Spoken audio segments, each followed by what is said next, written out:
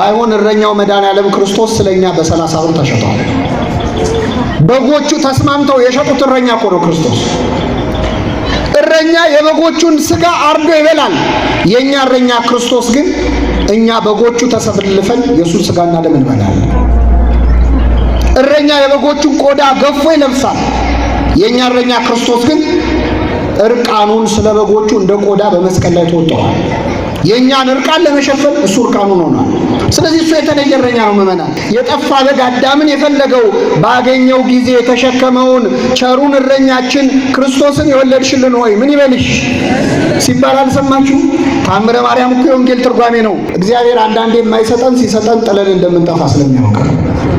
አንዳንድ ሰው ውዬ የምገባበት ስጠኝ ይላል አይደል? ሲሰጠው ግን ድርሽ አይልም። ቤተክርስቲያን ሰው ገንዘብ ሲኖረውና ሳይኖረው የወዳጆቹ ቁጥር እኩል ነው አይደለም። ሲኖርህ ብዙ የሚከብሰው አለ፣ ወዳጅ አለ። ልክ ገንዘቡን ሲጨርስ ግን ጓደኞቹ ሁሉ ሸሹት። አሁን በዚህ ዘመን እኮ ከእንስሳ አንሰናል። እንስሳትም አሁን እንስሳት አንበሳን አይበላም፣ ነብርን አይበላም። ሰው ግን ሰውን ይበላል አይበላም? ይኸው የኛን ኃጢአት ሊሸከም ከሰማይ ወደ ምድር ወረደ።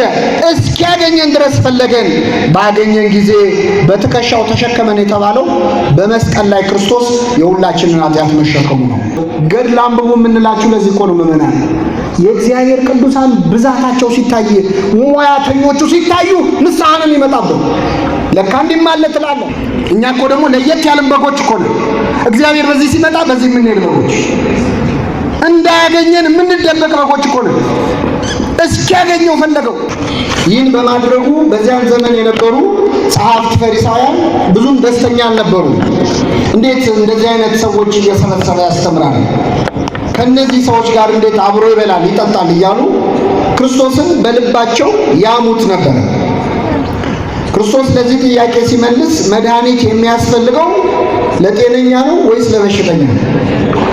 እኔ ኃጢአተኞችን ለንስሐ ልጠራ መጣሁ እንጂ ጻድቃንን ልጠራ አልመጣሁም እያለ ይመልስ ነበር።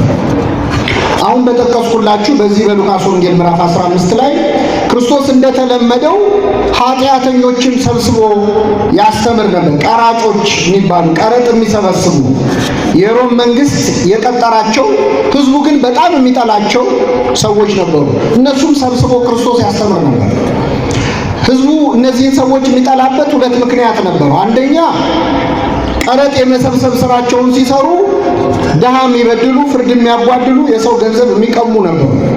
በዚህ ይጠላቸዋል ህዝቡ።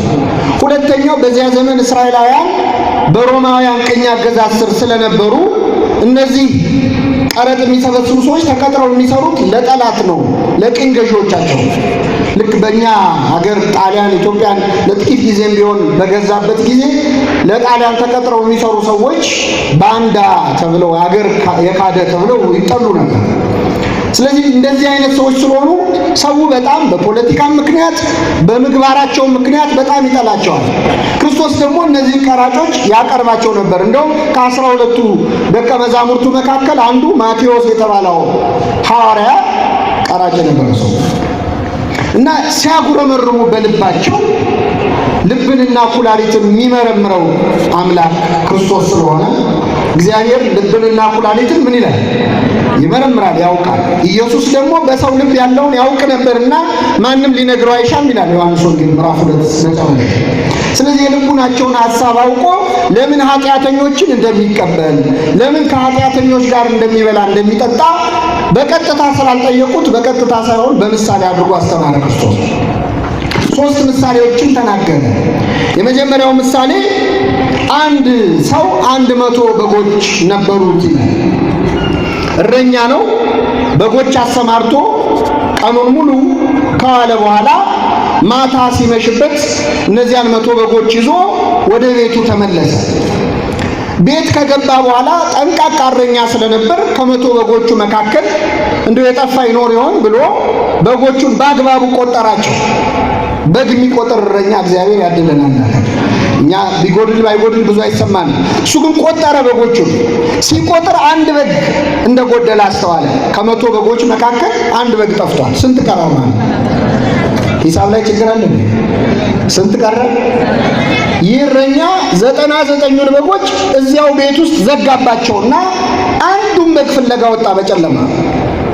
ወጥቶ ወርዶ ደክሞ በብዙ ልፋት ያንን የጠፋ በግ አገኘው።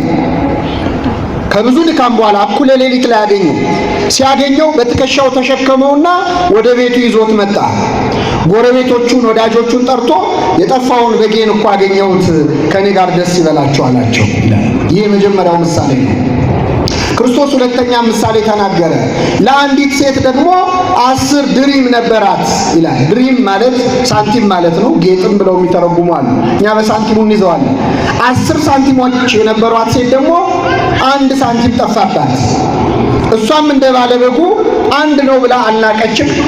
መጀመሪያ መብራት አበራች፣ ከዚያ ቤቷን ጠረገች፣ የቤቷን ቆሻሻ ወደ አንድ ቦታ ሰበሰበችና ያንን ሳንቲም ከቆሻሻው መካከል ፈልጋ አወጣችው። እሷም እንደ ባለበጉ የጠፋውን ሳንቲሜን አገኘሁት፣ ከኔ ጋር ደስ ይበላችሁ ብላ ለወዳጆቿ ተናገረች ይላል። ስንተኛ ምሳሌ? ክርስቶስ ሶስተኛ ምሳሌ ተናገረ። አንድ ደግሞ እጅግ ባለጠጋ ሰው ነበር አለ። ሀብት ንብረቱ የሞላ የተረፈ ብዙ የእርሻ መሬት ያለው፣ ብዙ ሎሌዎች ያሉት፣ ብዙ ከብቶች፣ ብዙ እንስሳት ያሉት ባለጠጋ ሰው ነበር። ይህ ሰው ግን ምንም ሀብቱ ብዙ ቢሆንም የወለዳቸው ልጆች ግን 2 ወንድ ልጆች ብቻ ነው። መቼ ነው የሚወርሱት ልጆች አባታቸውን ሀብት? አባታቸው ሲሞት። ይገርማቸዋል ምዕመናን። ታናሹ ልጅ ግን ቢጠብቅ አባቱ አልሞት አለ እና መታገስ አቃተው። አባቱን መጥቶ የሚደርሰኝን ገንዘብ አሁኑኑ ስጠኝ አለው ይላል። አንድ ልጅ በሕይወቱ ሳለ አባቱ ገንዘብ አውርሰኝ ካለ በተዘዋዋሪ የአባቱን ሞት እየተመኘ ነው ማለት። አባት አላስገደደውም፣ የሚደርሰውን ገንዘብ ሰጠው። የአባቱን ገንዘብ ይዞ የልጅ ወደ ሩቅ ሀገር ሄደ ይላል። ልብ አድርጉ፣ አባቱ አርጅቷል። ምናልባት እንደው እስኪሞት እንኳን አባቴን እዚሁ ከተማ ላይ ቤት ሰርቼ እየኖርኩኝ ልመልከተው ልጠይቀው አላለም። ገንዘቡን ሲሰጠው ወደ ሩቅ ሀገር ጥሎ ሄደ ይላል። እግዚአብሔር አንዳንዴ የማይሰጠን ሲሰጠን ጥለን እንደምንጠፋ ስለሚያውቅ። አንዳንድ ሰው ውይ የምገባበት ስጠኝ ይላል አይደል? ሲሰጠው ግን ድርሻ አይልም። ቤተክርስቲያን አንድ ሰጠው፣ ጠፋ። ይሄ ልጅ ወደ ሩቅ ሀገር ሄደ። በሄደበት ሀገር ካገኘው ጋር በልቶ ካገኘው ጋር ጠጥቶ የአባቱን ገንዘብ በአጭር ጊዜ በትኖ ጨረሰ። ገንዘቡ አለቀ። ገንዘቡ ሲያልቅ ወዳጆቹም አለቁ። ይገርማቸዋል። ሰው ገንዘብ ሲኖረውና ሳይኖረው የወዳጆቹ ቁጥር እኩል ነው አይደለም። ሲኖርህ ብዙ የሚከብሰው አለ፣ ወዳጅ አለ። ልክ ገንዘቡን ሲጨርስ ግን ጓደኞቹ ሁሉ ሸሹት። የሚያሳዝነው ልክ እሱ ገንዘቡን ሲጨርስ ደግሞ በዚያች ሀገር ታይቶም ተሰምቶም የማያውቅ ረሃብ ተነሳ። የሚበላው የለውም፣ የሚያድርበት ቤት የለውም፣ ተቸገረ። መጨረሻ አንድ ሰው ቤት ተጠግቶ መኖር ጀመረ። ያስጠጋው ሰው ግን በነፃ አላኖረውም።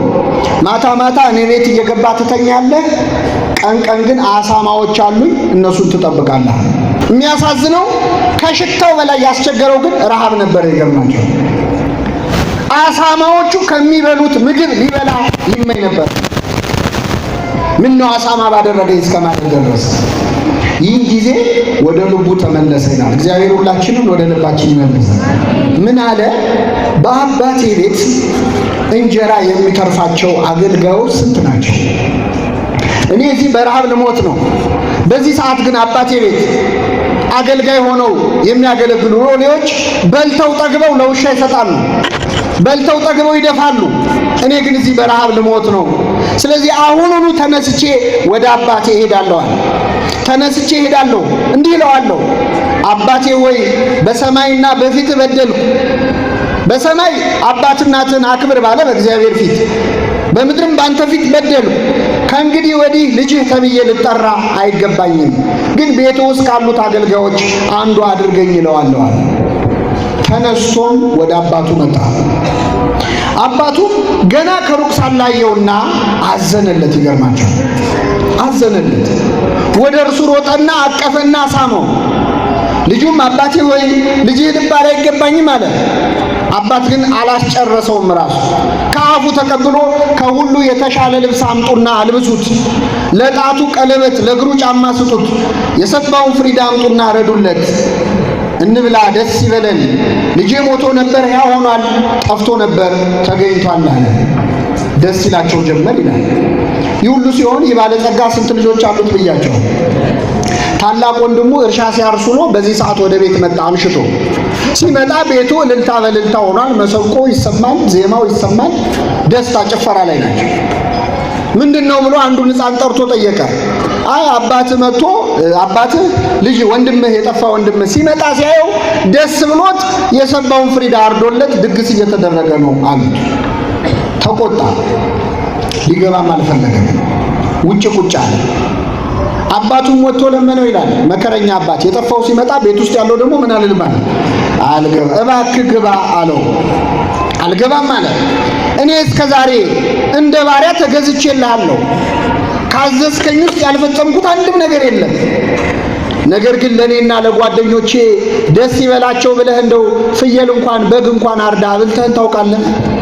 ዛሬ ግን ገንዘብህን ከጋለሞቶች ጋር በልቶ ይሄ ልጅህ ሲመጣ አለ። ይሄ ምንህ ለሱ ምኑ ነው?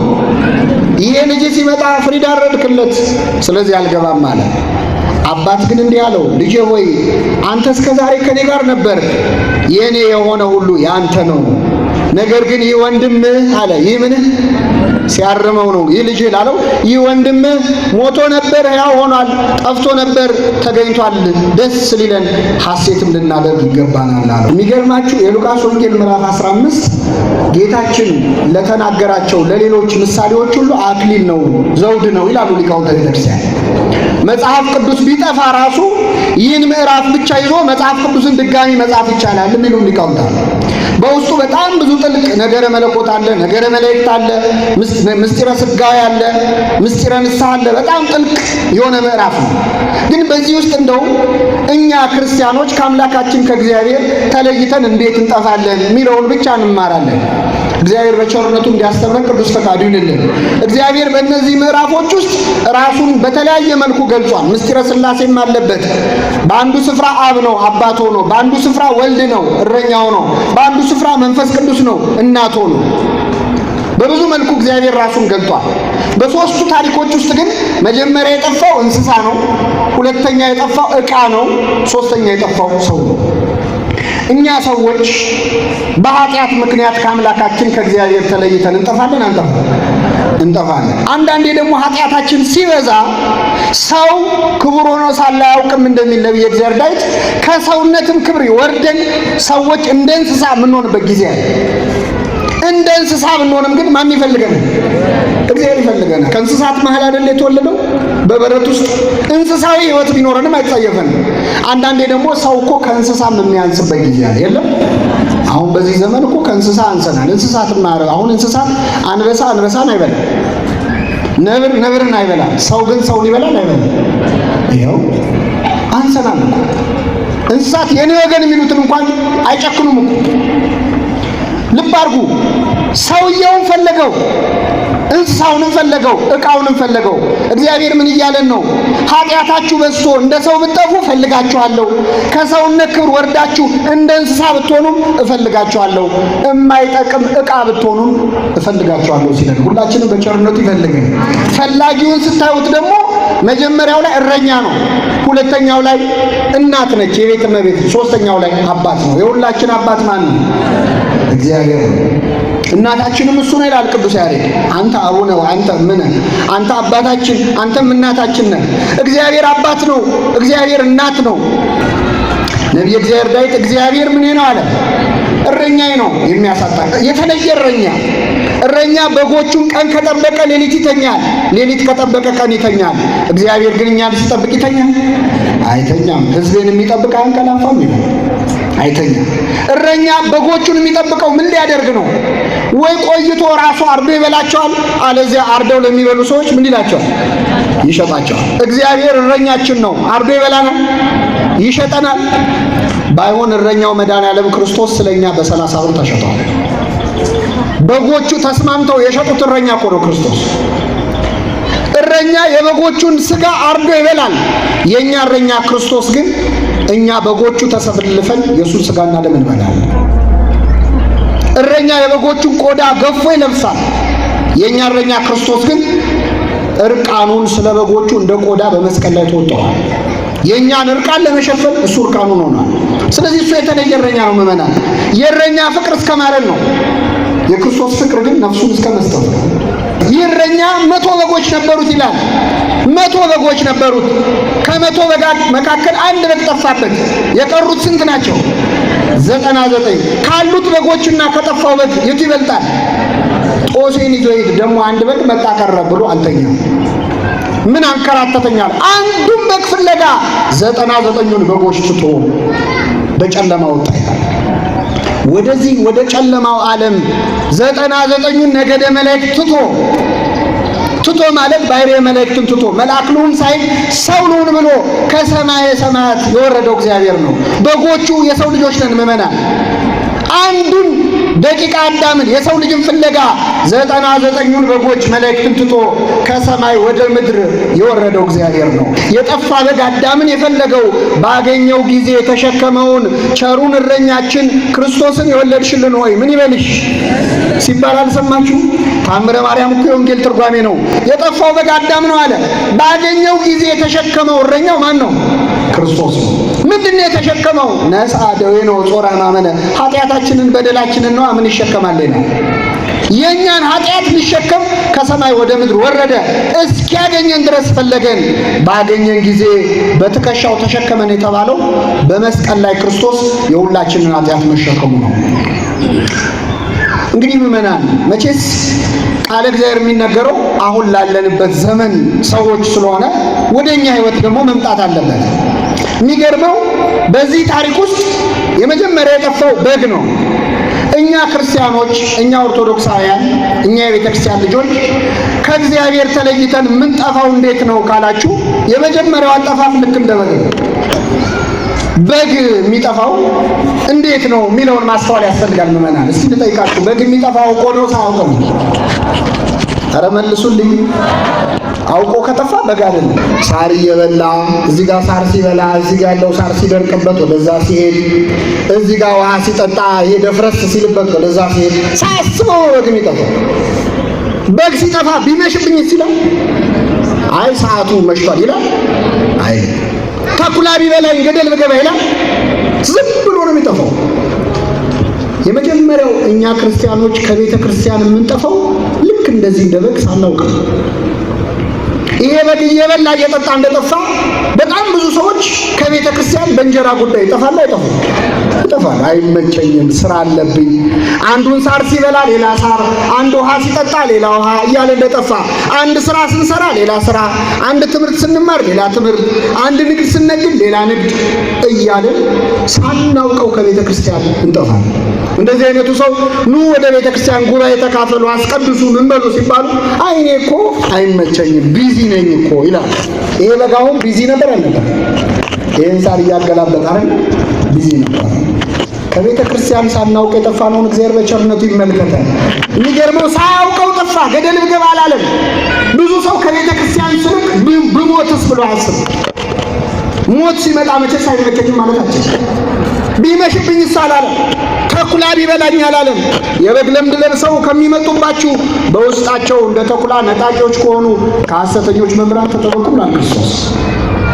ሳናውቀው ሃይማኖቴን ብክድስ ከቤተ ክርስቲያን ማመራቅ የለብኝም ሳንል ዝም ብለን ሳር እያገላበጥን የጠፋን ሰዎች አለን። እግዚአብሔር በቸርነቱ ይመልሳል። ይህ እረኛ ፍለጋ ወጣ። ስንት በግ ፍለጋ? ካሉትና ከመጡት የጠፋው አንድ ነው። ግን ለአንድም ነፍስ እግዚአብሔር ዋጋ አለው አለው። በቤተ ክርስቲያናችን ወደር ያልተገኘለት በስብከቱ ጣዕም ምክንያት አፈወርቅ ተብሎ የሚጠራ ቅዱስ ዮሐንስ አፈወርቅ የሚባል አባት አለ። ቅዱስ ዮሐንስ አፈወርቅ ሲያስተምር ይገርማቸዋል። በጣም ብዙ ምዕመናን ይመጡ ነበር።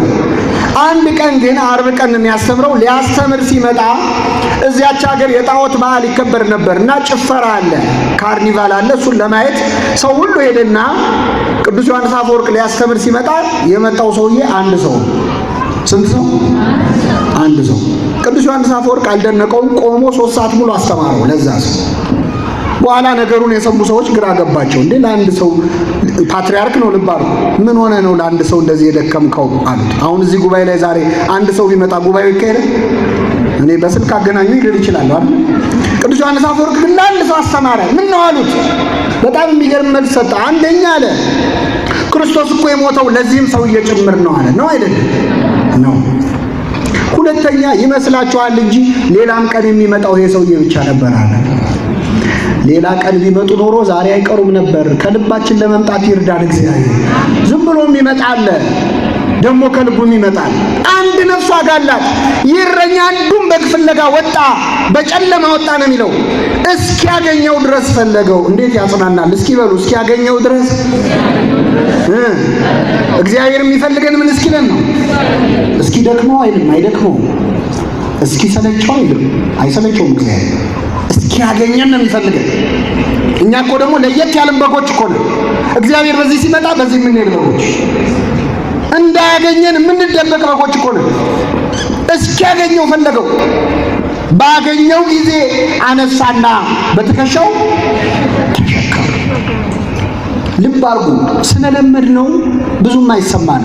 አሁን እኛ ብንሆን እስቲ ከተማ ነው በእርግጥ ያለ ነው፣ ገጠር ነው ግን በግ የሚጠበቀው በደንብ አንድ እንደው በገጠር ልብ ባለ ገጠር ውስጥ በግ ጠፍቶብን በማታ በዚህ ሰዓት ደክሞን ፀሐይ መጥቶን ቀኑን ሙሉ ቤቴ ገብቼ አርፋለሁ ስንል አንድ በግ ቢጠፋ ያንን በግ ፍለጋ ስንወጣ ደስ እያለን ነው የምንወጣው?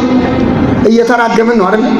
ወተን በጨለማ መብራት የለም ተራራውን ወተን አንድ ሁለት እግራችንን እንቅፋት መጥቶን ወርደን ወንዙን ተሻግረን እኩለ ሌሊት ላይ በብዙ ድካም ያንን በግ ብናገኘው እንሸከመው?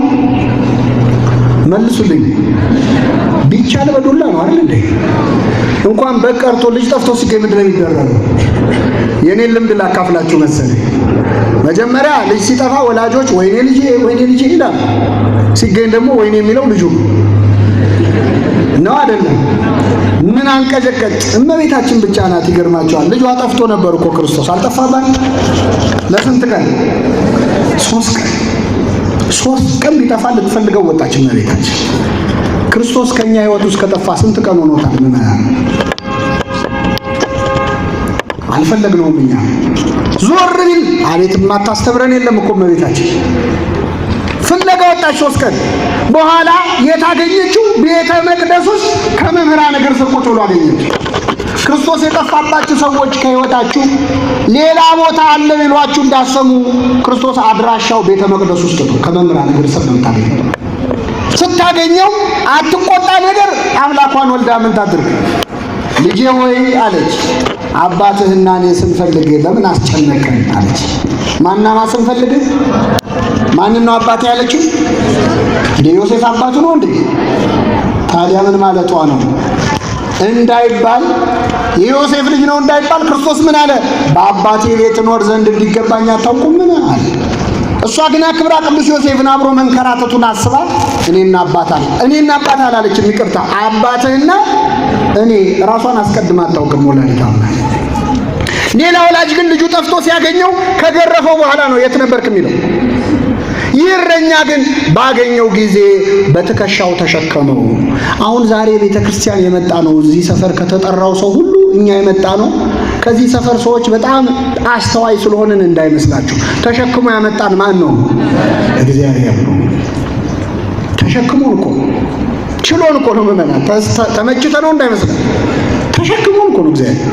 የምንናገረው የምንሰራው ምን ሆነውም አተናል እኮ ግን ተሸክሞ አመጣን። ከቤቱ ሳያውቁ እንደ በግ የራቁትን ሁሉ በቸርነቱ ትከሻ ተሸክሞ ወደ ቤቱ ይመልስልን። ሁለተኛ የጠፋው ምዕመናን ሳንቲም ነው። ሴቲቱ ሳንቲም ጠፋባት። እንግዲህ ያ ዘመን እስራኤል በኢኮኖሚ በጣም የተመታችበት መሆኑን ከሚያሳዩ ምሳሌዎች መካከል ነው ይሄ።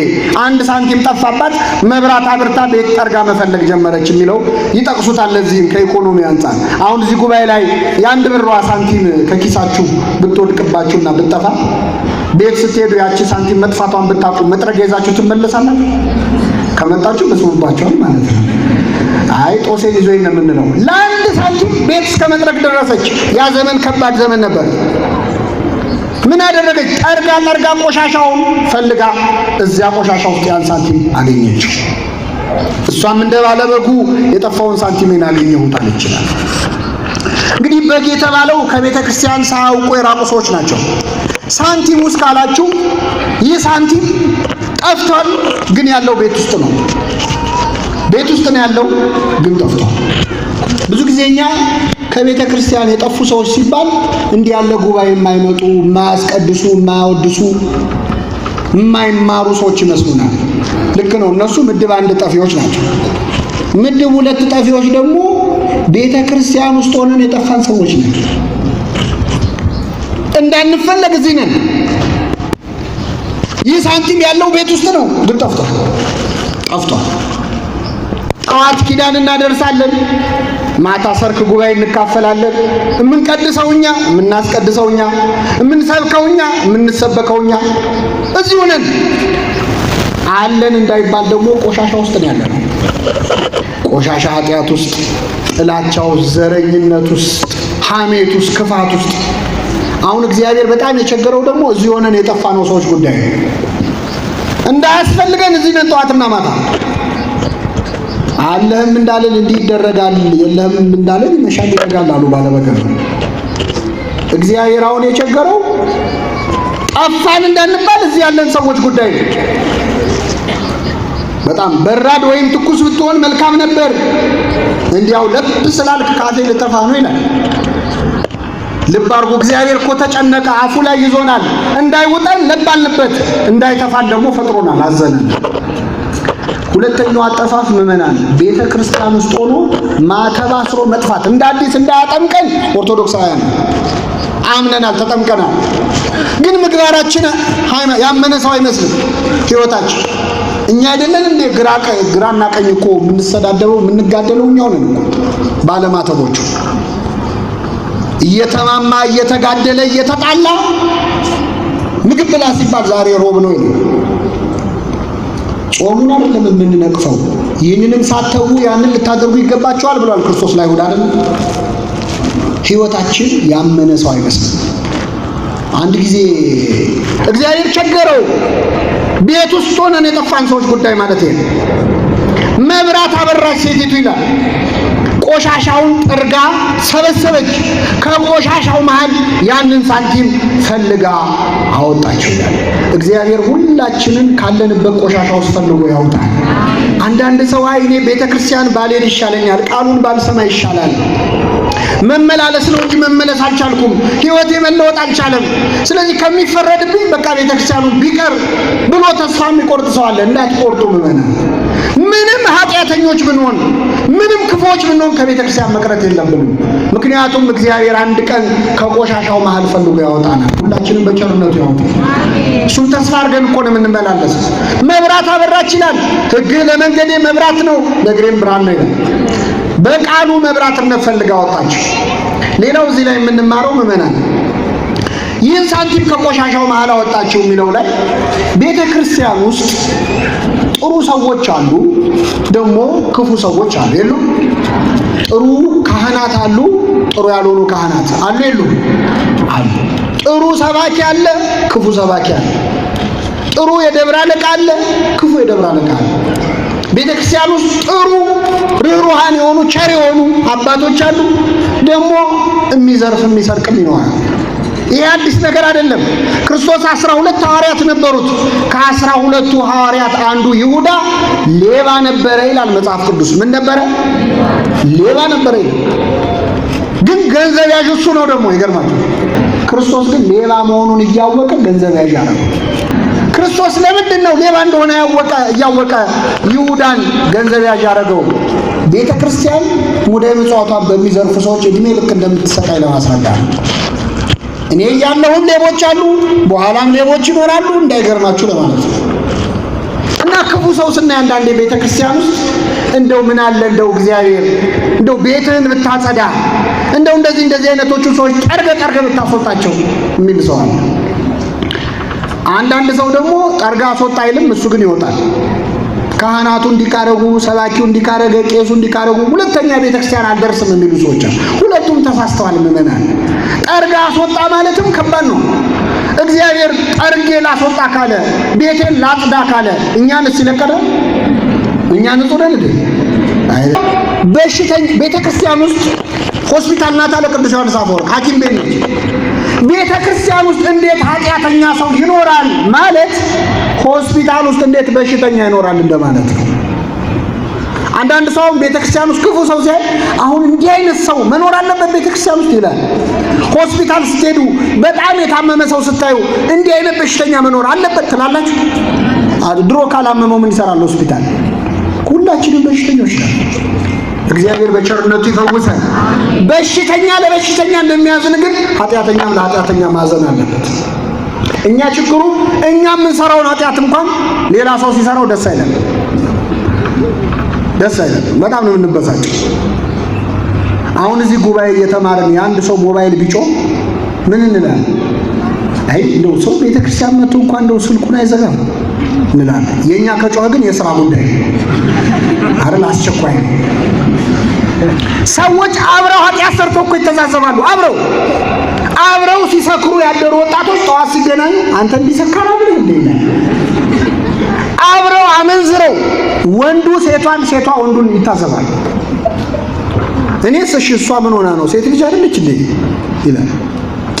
እርስ በርስ የምንፈርደውን ያህል ስላልፈረደብን ስሙ የተመሰገነ እና የሳንቲም ቤት ውስጥ ስላለን የቆየው ምንም ንጹህ ባንሆንም ምንም ቆሻሻ ውስጥ ብንሆንም ቤተክርስቲያን ውስጥ መቆየት ተስፋ አለው። አንድ ቀን እግዚአብሔር ከቆሻሻው መሃል ያወጣናል፣ ሁላችንን ያወጣል። አንዳንድ ሰው ደግሞ ክፉ ሰው ሲያይ የቤተክርስቲያን አባቶች እንዲያረጉ እንዲህ መቼስ ስማቸው አያምርም። ሰይጣንም ደግሞ የአባቶችን የቤተክርስቲያን ሰዎችን ስም በጣም እንዲጠፋ የሚያደርገው ሰው ንስሐ እንዳይገባ ስለሚፈልግ ነው። ሌላ ታሪክ የለውም። ከምስጢራተ ቤተክርስቲያን እንድትለይ ስለሚፈልግ እና ሲሰማ አንዳንድ ሰው እኛ ከነሱ እንማራለን ሁለተኛ አልመጣም ብሎ ከቤተክርስቲያን ይራቃል። የሚጎዳው ግን ራሱ ነው። ይገርማቸዋል። እዚህ ኦሪት ዘፍጥረት ላይ አንድ በጣም አስገራሚ ጉዞ ተካሂዷል። በዓለማችን ወደር ያልተገኘለት የመርከብ ላይ ጉዞ ነው። ዓለም ላይ ያሉ እንስሳት ሁሉ ሁለት ሆነው በመርከብ ተሳፍረው ነበር። በማን ዘመን? በኖህ ዘመን። እና እዚያ መርከብ ውስጥ ይገርማቸዋል አብረው ሊቀመጡ የማይችሉ እንስሳት ሁሉ አብረው ነበሩ። ለምሳሌ በግና ጅብ አብረው ነበሩ። ዛሬ አሁን በግና ጅብ አብረው ይቀመጣሉ? በኖህ መርከብ ውስጥ ግን አብረው ነበሩ። ለምን? ጅብ ተነስቼ በግን እበላለሁ ካለ ኖህ ከመርከብ አውጥቶ ምን ይለዋል? ስለዚህ ምራቁን እየዋጠም ቢሆን አርፎ ነው ቁጭ ያለ። ተቻችለው።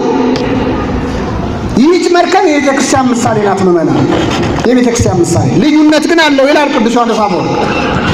ልዩነቱ ምንድነው? ወደ ኖህ መርከብ ጅብ ሆኖ የገባው ሲወጣም ጅብ ነው። ወደ ኖህ መርከብ ተኩላ ሆኖ የገባው ሲወጣም ተኩላ ነው። ወደ ቤተ ክርስቲያን ግን ጅብ ሆነው ገብተው ጾመኛ ሆነው የወጡ ሰዎች አሉ። ስንገባም ጅብ ስንወጣም ጅብ ከሆነን ግን እግዚአብሔር በቸርነቱ ይመልሳል። እዚያ መርከብ ውስጥ ግን እንስሳቱ ተቻችለው የቆዩት ለምን መሰላችሁ? ኖህ ከመርከብ አውጥቶ እንዳይጥላቸው። የኛ የሰባኪያኑ የኛ የካህናቱ ምግባር ምንም የከፋ ቢሆን ምዕመናን ከመርከቡ እንዳትወጡ። ውጭ የሚጠብቃችሁ ይከፋል። ከቤተ ክርስቲያን በመለየት የሚገጥማችሁ ይከፋል። ስለዚህ ምዕመናን ይህ ሳንቲም ቤት ውስጥ ሆኖ እንደጠፋ ቤተ ክርስቲያን ውስጥ ሆነን የጠፋን ሰዎች ቃሉን እየሰበክን እየዘመርን እኛ እያስተማርን በእኛ ትምህርት ሁሉ ሰው ንስሐ እየገባ እኛ እኮ ልንጠፋ እንችላለን። ልክ እንደ አይሁድ የተወለደ የአይሁድ ንጉሥ ወዴት ነው ሲባል አድራሻውን ተናግረዋል። እነሱ ግን ሄደው አልሰገዱለት። መርፌ የራሱን ቀዳዳ ይሰፋል ይላሉ አባቶቻችን። መርፌ ብዙ ቀዳዳ ይሰፋል፣ ግን ላው ላይ አንድ ቀዳዳ ላይ እሷን ይሰፋል። መርፌ የሆንን ሰዎች አለን። ሌላውን መምከር የምንችል ራሳችንን ማንመከር።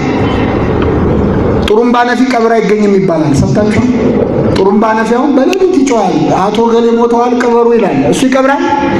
አይ ሌሊት ላይ ተነሳው ብሎ ይተኛል። እንዲህ ቆመን የምንናገረው ላንኖረው ልንጠፋ እንችላለን። ግን እግዚአብሔር አንድ ቀን ከቆሻሻው መሃል ሁሉም ፈልጎ ያወጣል፣ በቸርነቱ ያወጣል።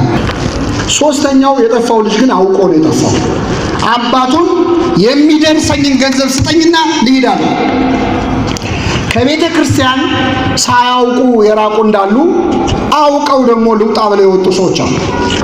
ይህ ልጅ አባቱ ቤት ሆኖ አንዴ ውሃ ቅዳ፣ አንዴ እንጨት ፍለጥ፣ አንዴ ከብቶቹን መልሳቸው፣ አንዴ እሳቱን አንድደው፣ በጊዜ ግባ፣ አታምሽ፣ እንዲህ ልበስ እንዲህ አትልበስ መባል ሰልችቶት እንደተማረረው ከቤተ ክርስቲያን ጾም ሰልችቷቸው፣ ጸሎት ሰልችቷቸው፣ ቅዳሴው ረዘመ ብለው ምንኩስናው ከበደን ብለው የወጡ ሰዎች አሉ ብዙ።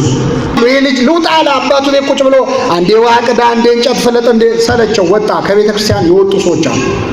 ግን ወጥተው የሚፈልጉትን ደስታ አያገኙም። ከእግዚአብሔር ተለይቶ ሰላም አለ የለም። ወጣህን ሰላም አታገኝም። ወጥቶ ተቸገረ፣ ተራበ፣ የአሳማ ምግብ ለመብላት ይመኝ ነበር፣ የሚሰጠውም አልነበረም ይላል። ሰይጣን ከቤተ ክርስቲያን ያስወጣና የምትፈልገውን ደስታ ግን አይሰጥም። ይህ ጊዜ ወደ ልቡ ተመለሰ ይላል። አባታችን ማን ነው? ምእመናን፣ የአባታችን ቤት ማናት? እንጀራ የሚተርፋቸው ሙያተኞች ደግሞ እነ ቅዱስ ሚካኤል ናቸው። ጽድቅ ተርፏቸው ለሌላው የሚያማልዱ ማለት ነው። እመቤታችን ናት። ፈትቲሙ በረከት አፉኪሙ አዘከርቤ ይላል ቅዳሴያችን። ለኔ ለችግረኛው እስቲ የአፍሽን በረከት ቁረሽና ስጪኝ። ለደሃ ለችግረኛ ሰው ህብስትህን ቆርሰ ስጥ ይሌለው ነብዩ ይላል አባ ጊዮርጊስ። ቅዱሳን ናቸው እንጀራ የሚተርፋቸው፣ መምህራን ናቸው የተማሩትን የሚያስተምሩ፣ ካህናት ናቸው ቆርበው የሚያቆርቡ። እንጀራ የሚተርፋቸው ሙያተኞች ስንት ናቸው?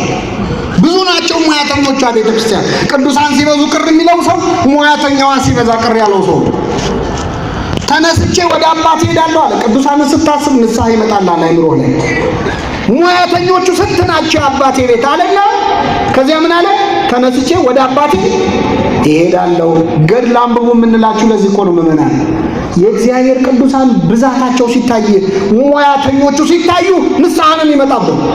ለካ እንዲህ ማለት ትላለህ። አባቴን እንዲህ እለዋለሁ፣ ልጅ ልባል አይገባኝም፣ ከአገልጋዮቹ አንዱ አድርገኝ እለዋለሁ አለ። ከአገልጋዮቹ አንዱ ያድርገን እግዚአብሔር። አባቱ ገና ከሩቅ ሳላየው ይላል። የሚገርማችሁ ልጅ አሳማ ሲጠብቅ ነበር። ልብሱ ቆሽሿል፣ ይሸታል።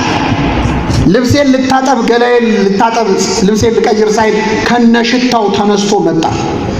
አንዳንድ ሰዎች ወደ ቤተ ክርስቲያን ኑ ሲባሉ አይ እኔ ህይወቴ ጥሩ አይደለም፣ ሱሰኛ ነኝ፣ ዘማዊ ነኝ፣ አመንዝራ ነኝ፣ የማስተካክለው ነገር አለ፣ ቆየን ለኔ አይሆንም ይላሉ። የሚያስተካክለን ማን ነው? እግዚአብሔር። እሱ ደግሞ የፈለገ ብንሸት ብንቆሽሽ አይጸየፍም። ተነስቼ ወደ አባቴ ሄዳለሁ አለ። መጣ። አባትን ገና ከሩቅ ሳለ አየውና አዘነለት። ከየት እያለ አየው? እግዚአብሔር የሚያየን እዚህ ስንመጣ ብቻ እንዳይመስላችሁ፣ ሩቅ ሆነን እኮ ያየናል። ከሱ ርቀን በኃጢአት ውስጥ ሆነን ያየናል። አየና አዘነለት። ወደ እርሱ ሮጠና አቀፈና ሳመው ይላል። አባት በሩጫ ልጅ በእርምጃ። መሮጥ ያለበት ልጅ ነበር፣ ግን አባት ሮጠ። እግዚአብሔር እኛን ይቅር ለማለት የሩጫ ያህል ነው የሚቸኩለው። እኛ ግን ይቅር በለን ለማለት እንጎትታለን። እግዚአብሔር ይቅር ማለት ሳይሰለቸው እኮ እኛ ይቅር በለን ማለት ሰለቸን። እሱ መማር ሳይሰለቸው ማረን ማለት ሰለቸን። ሮጠና አቀፈና ሳመው። ልጅ ልባል አይገባኝም አለው። አባት ግን አልሰማውም። ከሁሉ የተሻለ ልብስ አምጡና አልብሱት፣ ለጣቱ ቀለበት፣ ለእግሩ ጫማ ስጡት፣ የሰባውን ፍሪዳ አምጡና ረዱለታል። እግዚአብሔር ይቅር በለኝ ብለህ ከመጣ ከሁሉ የተሻለ ልብስ የተባለ የመንፈስ ቅዱስን ጸጋ ያለብሳል። ለሁላችን ያለብሳል። ቀለበት አርጉለት አለ። ቀለበት ማህተም ነው እንግዲህ። ድጋሚ በንብረቴ ላይ ይዘዝ አለ። ወራሽ ያረጋል እግዚአብሔር ይቅር በለኝ ብለህ ከመጣ። የሰባውን ፍሪዳ ረዱለት አለ። ሌላ ፍሪዳ የለውም። ይቅር በለኝ ለሚሉት የሚያርደው ፍሪዳ ስጋውና ደሙን ነው ማለት። ጫማ ለእግሩ ጫማ አርጉለት አለ። ጫማ ማድረግ ከእባቡ ከጊንጡ ያድናል። በኃጢአት ድጋሚ እንዳይፈተን ኃይል ስጡታል። እግዚአብሔር ይቅር በለኝ ብለህ ከመጣ የእባብ የጊንጥ ሲሳይ እንዳትሆን ኃይልንም ያድልሃል። ተወግቶ የረሳው ክርስቶስ ብቻ። ገና ሚስማሩ ከእጁ ሳይወጣ የሚያደርጉትን አያውቁምና፣ እኛ ግን የቆየውን የዛሬ 10 ዓመቱን እንኳን ሲቆይ የረሳውልሽ መሰለሽ እንዴ? ይቅር እንላለን ግን አንረሳ። እግዚአብሔር ግን ይረሳዋል ኃጢአትን። ይቅር በለኝ ካልከው እንዳልበደለ አድርጎ ያስብሃል። ኃጢአታችሁ እንደ ደም ብትቀላ እንደ ባዘቶ ትጠራለች። የደም ያህል ደም እንግዲህ ቀይነት የባህሪው ነው። እንደ የባህሪያችሁ እስኪመስል ኃጢአተኛ ብትሆኑ እረሳዋለሁ። የሁላችንን ኃጢአት ይርሳል። እሱ እንዲረሳው ግን እኛ ማስታወስ አለብን። የመጨረሻው ነጥብ ምዕመናን፣ ይህ ልጅ ወደ ቤት ከገባ በኋላ አባቱ ተቀብሎት ሳለ አምሽቶ ዘግይቶ ወንድሙ መጣ። ወንድሙ ሲመጣ ቤቱ እልልታ በእልልታ ሆነና ጠበቀው። ከዛ አንዱን ሕፃን ጠራና ምንድነው የምሰማው አለው። አይ ወንድም መጥቶ አባቴ የሰባውን ፍሪዳ አርዶለት ነው አለው ይላል። ፍየል እንኳን አርደህልኛል። ዛሬ ገንዘብህን ከጋለሞቶች ጋር በልቶ ይሄ ልጅ ሲመጣ ፍሪዳ አረድክለታል። አቤት ይሄ ልጅ ቤት ውስጥ ሆኖ የበለጠ የጠፋው እሱ። አንደኛ እስከ ዛሬ እንደ ባሪያ ተገዛውልሃል። አንዳንድ ሰው እግዚአብሔር ቤት እያገለገለ እንደ ባሪያ የሚገዛም ይመስለዋል። እንደ ሥራ የሚቆጥረዋል። ምርር ቢለው እኛ አይደለን እንዴ ህንጻውን ቢሆን ያሰራ ነው ገንዘባችንን አውጥተን ያንን አጥሩንም ቢሆን ያሳጠን እኛ አይደለን እንዴ ልንሷል። እግዚአብሔር ያንተን አጥር አጣሪነት ይፈልግ መሰለኝ። በሳት ያጥረዋል እኮ ከፈለገ። እንደው ብምረው ብሎ እኮ ነው ድሉን የሰጠን። ህንጻ ቤተክርስቲያን ምናምን አሰርቶ የሚቸገር ሰው አለ ፈተና የሚሆንበት። እኔ አይደለም እንዴ አንዳንዱ ነው እሱም ሳሰራ አያቴ እኮ ነው ያሰሩት ይላል። እንደ ባሪያ ተገዛውል። አንዳንድ ሰው ነው ቤተክርስቲያን ስም ነው ወደ ኋላ የቀረውት የሚል ሰው አለ። ፍየል እንኳን አርደልኛል አለ። የኔ ጓደኞች ስንት ደርሰዋል፣ እኔ ግን እግዚአብሔርን ብሎ ወደ ኋላ የሚቀር ሰው አለ። አንተ ስለ ፍየል ታወራለህ፣ የኔ የሆነ ሁሉ ያንተ ነው። እግዚአብሔር ቤት በመምጣታችሁ ምን አገኛችሁ ከተባለ የእሱ የሆነ ሁሉ የማን ነው? እሱ ግን ለአባቱ ፍቅር የለውም፣ ለወንድሙም ፍቅር የለውም። ጠፍቶ ሲመጣ ነው ከስቶ ይሆን ጠቁሮ ይሆን እስቲ ሊዋላል። የመጨረሻው ነጥብ ምዕመናን፣ ከሁለቱ ከጠፋው ልጅና ቤት ውስጥ ካለው ልጅ አባቱን በጣም የተዳፈረው የትኛው ይመስላችኋል? ያኛውማ ልጅ ተብዬ ልጠራ፣ የኛው ግን አባቱን ከፍ ዝቅ አደረገው። እውነት ለመናገር እግዚአብሔርን በጣም የምንዳፈረው ቤት ውስጥ ያለነው ሰዎች ነው። ውጭ ያሉት ሰዎች ይፈሩታል፣ ይንቀጠቀጣሉ። ቤት ውስጥ ያለነው ሰዎች ግን የማይለመደውን አምላክ እንለምድና የማትደፈረውን አንተ ይሁዳ ደፈረ ይላል ቅዳሴያችን፣ እንዳፈረዋል። ጌታችን ሊሰቀል አንድ ቀን ሲቀረው እንደሚሞት እንደሚሰቀል ተናገረ። ሲናገር ከሐዋርያት መካከል ለጥያቄም ለመልስም ለእምነትም ለክደትም አንደኛ አለው ቶሎ የሚቸኩል ማን ነበር? ቅዱስ ጴጥሮስ። በረከት ይደርብህ። ምን አለ መሰላችሁ? ጌታ ሆይ ሌሎች ሁሉ ቢክዱ እኔ አልክድህም አለ። ሌሎች ሁሉ ቢክዱ እኔ አልክድህም አለ። ጥሩ ነው አይደል አባባል? ግን ያጠፋው ራሱን ከፍ አደረገ ማለት ነው። ሌሎች ፈሪዎች ናቸው፣ እኔ ደፋር ነኝ። ራሱን ብቅ አደረገ፣ ሌሎቹን ዝቅ አደረገ። ስለዚህ ሌሎች ሳይክዱት ካለ አልክድህም አለ። ዶሮ ሳይጮህ ስንቴ ትክደኛለህ? በፍጹም አለ። በፍጹም አልክድህም።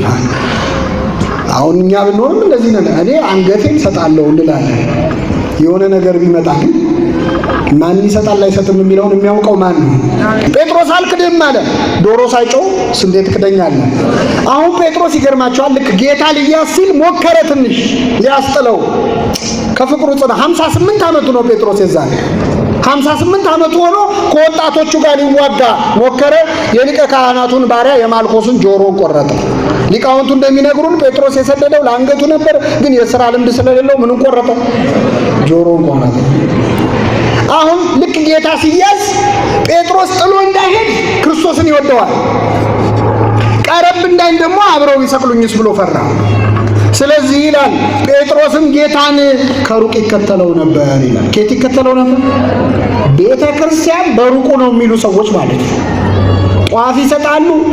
አንዳንድ የሚዋጣ ነገር ካለ እናዋጣ ይላሉ። እነሱ ግን አይመጡም። ከሩቅ ሲከተለው በረደው። ሲበርደው እሳት ሊሞቅ ቁጭ አለ። ቁጭ ሲል ጥያቄ መጣ። አንተ ከሱ ጋር አልነበርክ? አንተ ከሱ አጣደፉት የምትሉትን ሰውየውን አላውቀውም ማለት ማንን አላውቀው? አንተ የሕያው እግዚአብሔር ልጅ ነህ ያለው ክርስቶስን ሰውየው አለው። እግዚአብሔርን ሰውየው ከሚያስብል ፈተና ይሰውረን። ምዕመናን ከቤተ ክርስቲያን ስትርቁ ጥያቄ ይመጣባቸዋል። አንቺ ኦርቶዶክስ አይደለሽ፣ አንተ ኦርቶዶክስ አይደለ፣ እንደዚህ እኮ ነው እንደዛ እኮ ነው ሲሉ መልስ ስታጣ ፈጣሪውን ፍጡር ያስብለዋል፣ እግዚአብሔርን ሰውየው ያስብለዋል፣ ተማላጁን አማላጅ ያስብለዋል። ስትርቁ ከባድ ነው። ቀረብ ያለስ ምን ያገኛል ካላችሁ እንደ ጴጥሮስ ያልፈራ እስከ መስቀል ድረስ ያለ ፍርሃት የተከተለ ሐዋርያ ነበር ቅዱስ ዮሐንስ። ለሱ ቀረብ በማለቱ እዚያው መስቀል ላይ ወደር የሌለው ሽልማት ሸለመው። ይህ ሽልማት ማን ነው? እመቤታችን። እነኋት እናትህ። ሰው ሊሞት ሲል ያለውን የሚናዘዘው፣ ቤት ካለው ቤቱን፣ ገንዘብ ካለው ገንዘቡን፣ አለዚያ ያለው ምንም ባይኖረው ልብሱን ተናዞ ይሞታል። ክርስቶስ ቤት እንዳይሰጠው ለዮሐንስ ቤት የለውም። ቀድሞም የተወለደው በበረት ነው። በኋላም የኖረው ለቀበሮዎች ጉድጓድ አላቸው፣ ለሰማይ ወፎች መሳፈሪያ አላቸው፣ እኔ ግን የለኝም ብሏል። ቤት አይሰጠው ነገር ቤት የለውም። ገንዘብ እንዳይሰጠው የለውም። የተሸጠውን በ30 ብር ነው። የቀረችውን ልብሱን ደግሞ ልብሴን ቀደው ተካፈሉ፣ በቀሚሴም ላይ ዕጣ ተጣጣሉ ይላል። ክርስቶስ ለዮሐንስ ለሚወድ ሐዋርያ የሚሰጠው ነገር ፈለገ። የመጨረሻ ስጦታ ቤት የለው፣ ልብስ የለው፣ ገንዘብ የለው። ምድር ላይ የቀረችው ቤቱ፣ ገንዘቡ፣ ንብረቱ፣ ልብሱ ማን ነበረች? እመቤታችን። እና ምእመናን ወደ ቤተ መቅደስ ቀረብ ያለው ሰዎች እንደው ምንም ደፋሮች ሆነን ብታዩን ተስፋ አትቁረጡ። ቀረብ በማለታችን ቢያንስ የወላዲተ አምላክን ፍቅር አግኝተናል። ምግባር ባይኖረንም ቢያንስ የእናቱን ፍቅር ሰጥቶናል። ለሁላችን ያደለን የሰማነውን በልቡናችን ያሳድርብን።